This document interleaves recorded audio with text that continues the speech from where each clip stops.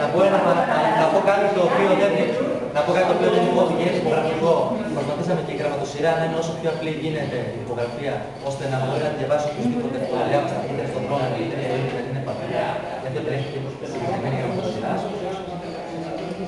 Η χρωματική επιλογή μας στην αρχή γιατί έγινε και κατά ένα μεγάλο κομμάτι προσπαθήσαμε να μείνουμε σταθεροί σε αυτό το κομμάτι. Αυτά. Ερωτήσεις.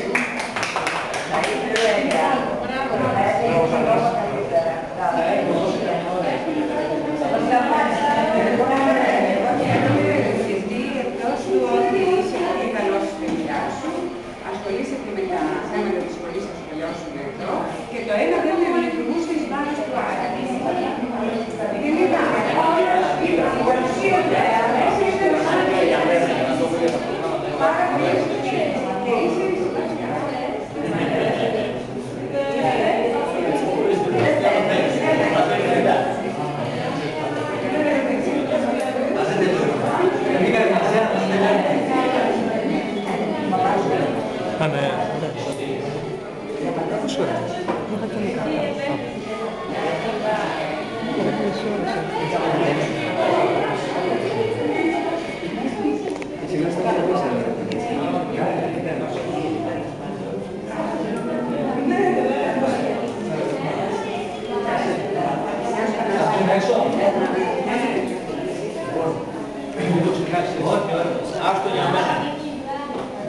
Να πούμε έξω να κάτσουμε εδώ πέρα.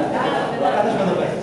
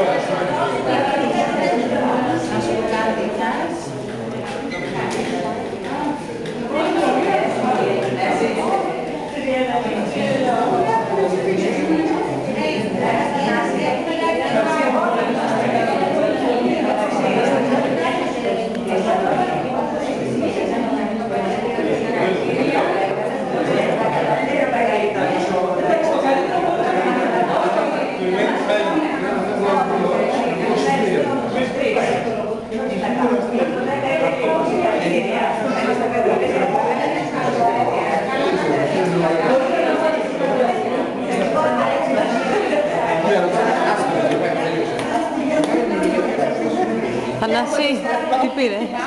10 με 3 στόνες.